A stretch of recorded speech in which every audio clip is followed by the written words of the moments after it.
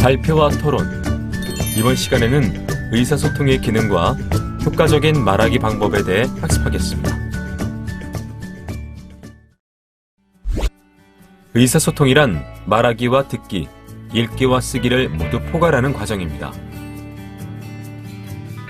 그 중에서 말하기와 듣기는 현장에서 직접적으로 상대의 반응을 살피면서 이루어지는 의사소통이라는 점에서 이 수업의 본질적인 대상이 되는데요. 여러분들의 일상에서 말하기, 듣기, 의사소통이 발생하는 상황은 무엇일까요? 혹시 일상의 대화를 비롯해 협상, 면접과 토의, 연설, 발표, 토론 등 다양한 상황이 떠오르지 않으신가요? 이렇게 다양한 말하기, 듣기, 의사소통이 발생하는 이유는 의사소통을 하는 사람들 간의 관계와 목적들이 그만큼 다양하게 존재하기 때문입니다. 하지만 의사소통이 이루어지는 과정과 그 요인들은 공통적인데요. 이러한 과정과 요인을 이해하고 효과적인 말하기 방법을 활용한다면 어떤 의사소통이든 문제없이 해낼 수 있을 것입니다. 그럼 지금부터 의사소통의 기능과 요인, 그리고 효과적인 말하기 방법에 대해 알아보도록 하겠습니다. 여러분 안녕하세요. 여러분과 함께 발표와 토론을 학습할 김주리입니다. 이번 시간의 학습 내용은 의사소통의 기능과 요인, 효과적인 말하기 방법입니다. 여러분은 이번 학습을 마치고 나면 의사소통 과정의 주요 기능과 요인을 설명할 수 있고 효과적으로 말하기 위해 필요한 요건과 언어 표현에 대해 설명할 수 있게 될 것입니다. 그럼 지금부터 학습을 시작하도록 하겠습니다. 의사소통의 기능과 요인.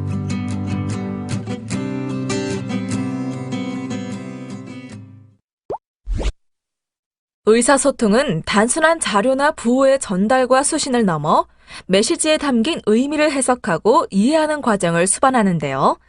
여기에는 감정 표현이나 동기부여, 권력 행사와 같은 의도된 목적이 포함되어 있습니다. 그럼 의사소통의 주요 기능을 살펴볼까요? 먼저 첫 번째, 의사소통은 감정을 표현하는 상호적 행동을 하는 기능입니다. 즉, 의사소통은 개인 사이의 감정을 표현하는 호혜적 또는 상호적 행동으로서 서로의 친분관계를 표현하기도 하며 상징물이나 몸짓을 통해 영역을 확보하기도 합니다. 예컨대 한 팔 정도 안의 거리에서 대화를 나눌 경우 이는 당사자들 이외에 남이 간섭하거나 침입을 거절하는 친밀한 영역을 설정하라는 의도가 담긴 메시지죠. 다음으로 의사소통은 구성원들의 행동을 통제하며 영향력을 행사하는 수단으로 활용되는데 특히 존칭이나 경어의 사용, 좌석의 배치나 의전 절차 등을 지위나 권한 관계를 표현하는 수단으로 사용하여 상하 관계의 유지와 부하의 동기를 유발하는 방법으로 활용됩니다. 그리고 세 번째 기능은 의사결정 및 문제 해결에 대한 자료 및 정보 제공인데요. 이는 의사소통의 본질적 기능으로서 의사결정이나 문제 해결에 필요한 자료나 아이디어 등의 정보를 제공하고 상호 간의 이해를 증진하는 역할을 하여 자료나 정보의 교류 수준을 넘어 지식의 공유와 지혜 창출을 위한 토론과 대화의 장을 제공하죠. 마지막으로 의사소통은 조직 구조의 특성을 반영하는 기능을 합니다. 즉, 계층적 수직 구조인지 팀제의 수평적 구조인지에 따라 의사소통의 유형을 달리하게 되고 또 공식적 구조인지 아니면 비공식적 구조인지에 따라 비밀 정보망의 공존 여부도 달라지게 됩니다. 이처럼 의사소통 채널 형성에 조직 구조가 영향을 끼치기 때문에 이는 조직 구조 설계 시 핵심적인 고려 요인이라고 할 수 있죠. 이번에는 의사소통의 요인에 대해 살펴보겠습니다. 의사소통은 단순히 정보를 전달하는 상징적 교류 과정만이 아닌 사회 정보 처리 과정이기도 하는데요. 사회 정보 처리 과정은 둘 또는 그 이상의 상대방이 공동의 이해관계를 확인하고 해결하려는 사회적 상호 과정이 병행되는 것을 의미합니다. 그리고 의사소통은 메시지를 주고받는 사람들의 의도와 지각, 권력 관계 등 다양한 심리적, 사회적 요인들이 포함되고 피드백이 이루어지는 복잡한 과정입니다. 이처럼 메시지를 전달하려는 사람과 이를 수신하는 사람과의 관계에서는 정보 교환의 채널이나 수단으로는 문서나 음성 언어, 몸짓 언어, 성대모사, 사무실 크기나 장소 배치, 종교적 상징 등의 상징물 등이 있습니다.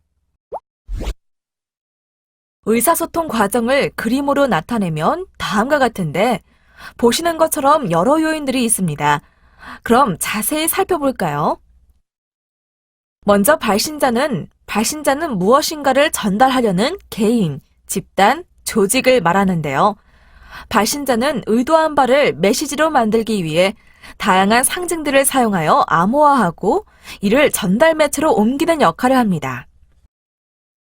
두 번째, 암호화는 발신자의 생각이나 의도를 전달할 수 있도록 부호화 또는 상징화하는 것으로서 언어나 형상 코드, 숫자, 소리, 얼굴 표정이나 몸짓 등 다양한 수단이 동원됩니다.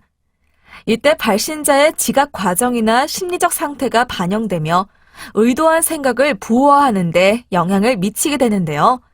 따라서 정확한 코드나 메시지일 수도 있지만 지각의 오류나 감정적 왜곡으로 모호하고 불분명한 코드로 암호화될 수도 있습니다. 세 번째로 전달은 메시지를 전달하는 매체를 의미하며 발신자에 의해 결정됩니다. 전달하려는 매체가 얼굴을 맞댄 대화일 수도 있고 전화나 편지, 그림, 비디오, 이메일, 팩스, 회의, 게시판 등 다양한 방법들이 있죠. 또한 시간과 장소를 고려하여 선정할 수 있으며 정확성을 위해 복수의 채널을 활용하기도 합니다. 다음 네 번째, 잡음은 메시지의 정확한 전달을 방해하는 모든 요소들인데요. 여기에는 전달 매체의 기술적 장애 요인이나 심리적, 사회적, 환경적 요인들이 영향을 미치기도 합니다. 또한 발음의 부정확성, 전화의 혼선, 난해한 필체, 모호한 표정, 먼 장소나 거리, 피로, 스트레스 등도 포함되죠. 다섯 번째 요인은 해독입니다. 해독은 메시지의 수신자가 암호화된 메시지의 의미를 해석하는 과정으로 수신자는 자신의 경험과 지식을 활용하여 메시지의 암호 코드를 해독하게 되는데 이는 발신자의 의도와 일치할 수도 있고 다를 수도 있습니다. 그리고 발신자의 암호화 과정과 마찬가지로 수신자의 가치관이나 지각이 해독에 영향을 미치며 정보의 왜곡이나 여과가 개입되기도 합니다. 여섯 번째는 수신자인데요. 발신자뿐만 아니라 수신자 또한 개인, 집단, 조직일 수도 있습니다. 차이점이 있다면 수신자는 메시지를 받아들일 것인지 아닌지를 결정할 수 있는데요. 왜냐하면 수신자는 메시지를 전달받는 순간부터 해독 과정에 이르기까지 능동적인 역할을 담당하기 때문에 메시지를 거부 또는 보류할 수 있으며 자의적으로 해석할 수도 있습니다. 마지막으로 피드백이 있는데요. 메시지에 대한 수신자의 반응이 의사소통 과정에서 피드백을 만들어내며 이 과정을 통해 발신자는 자신의 메시지가 받아들여졌는지 또는 이해됐는지 등에 대해 확인하게 됩니다. 이러한 피드백에는 보고, 질문, 설명 등의 정보 피드백과 확인, 수정, 지시 등의 교정 피드백, 칭찬, 인정, 추임새, 지원 등의 강화 피드백이 있습니다. 돌발 퀴즈. 문제를 읽고 O 또는 X를 클릭해주세요.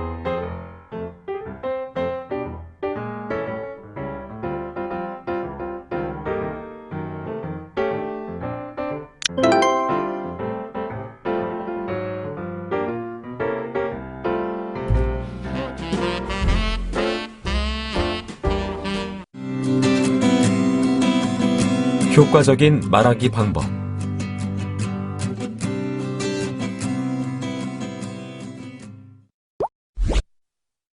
자, 그럼 효과적인 말하기를 위해 유의해야 할 요건을 알아볼까요? 우선 효과적인 말하기를 위해서는 말하기의 목적을 분명히 해야 합니다. 즉 자신이 말하고자 하는 바가 특정한 정보를 전달하고자 하는 것인지, 특정한 주장을 펼치고자 하는 것인지, 상대방과의 친분을 유지하거나 강화하고자 하는 것인지 등 다양한 목적에 따라 적절한 말하기와 소통의 방법을 선택해야 하는 것이죠. 다음 두 번째 요건은 말하는 상황과 분위기를 파악해야 한다는 것인데요. 말을 할 때 자신의 말을 듣는 청중이 어떠한 특징을 가진 사람인지를 분석해야 하며 그들의 관심사와 성향, 성별, 연령, 교육 정도, 직업, 종교, 육체적 상태 등을 판단해야 효과적인 말하기에 이를 수 있죠. 효과적으로 말하기 위해서는 말하는 목적과 말하는 상황, 분위기를 파악하는 것도 중요하지만 언어 표현을 어떻게 하느냐도 매우 중요한데요. 이러한 효과적인 언어 표현에는 세 가지 원칙이 있습니다.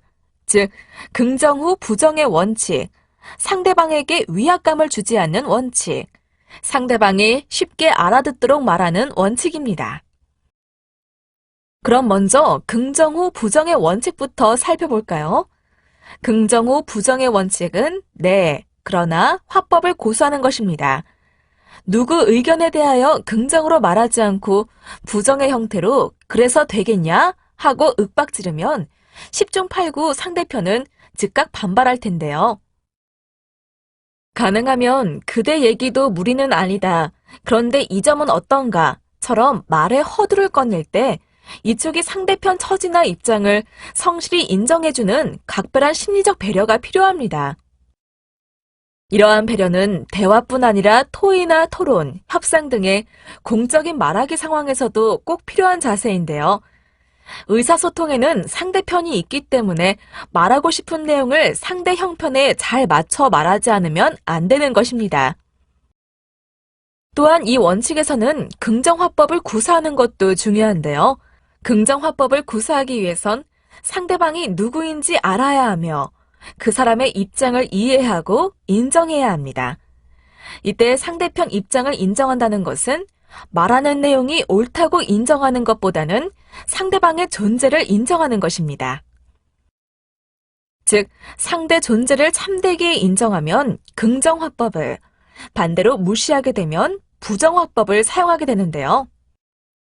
부정화법이란 예를 들어 그렇지 않아, 그럴 리가 없어, 그건 모르는 소리라고, 무슨 헛소리야 등과 같은 말투를 사용하는 것이죠. 이러한 부정적인 화법은 상대방으로 하여금 자기 주장을 인정받지 못했다고 여겨 당신 주장도 인정할 수 없다는 반발을 보이기 쉽습니다. 따라서 상대방과 우호적인 대화를 나누기 위해선 상대편 이야기를 일단 긍정적으로 인정하는 긍정화법을 쓰는 것이 좋습니다.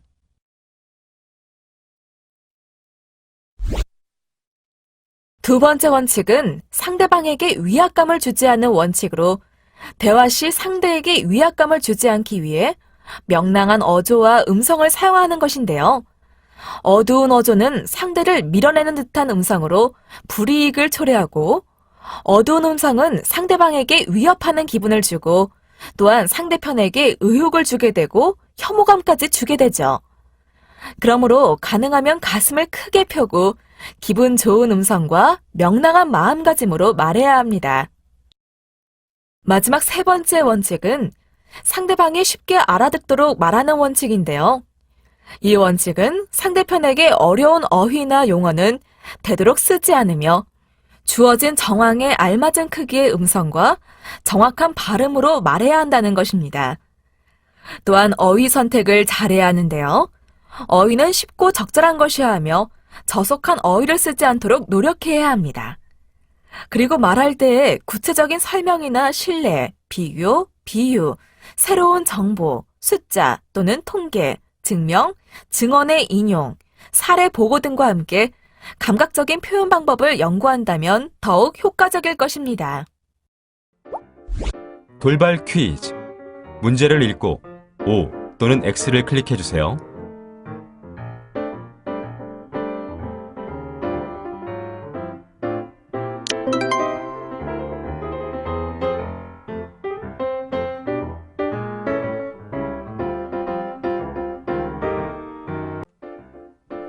지금까지 학습한 내용을 퀴즈를 통해 확인해 보겠습니다. 시작 버튼을 클릭하세요.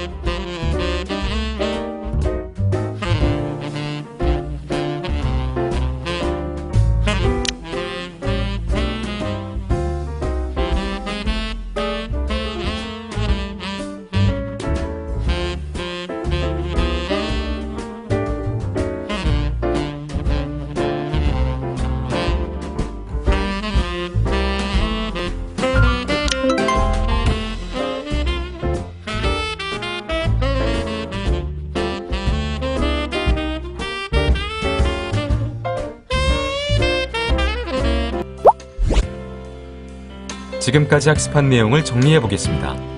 학습을 상기하면서 내용을 확인해 보세요.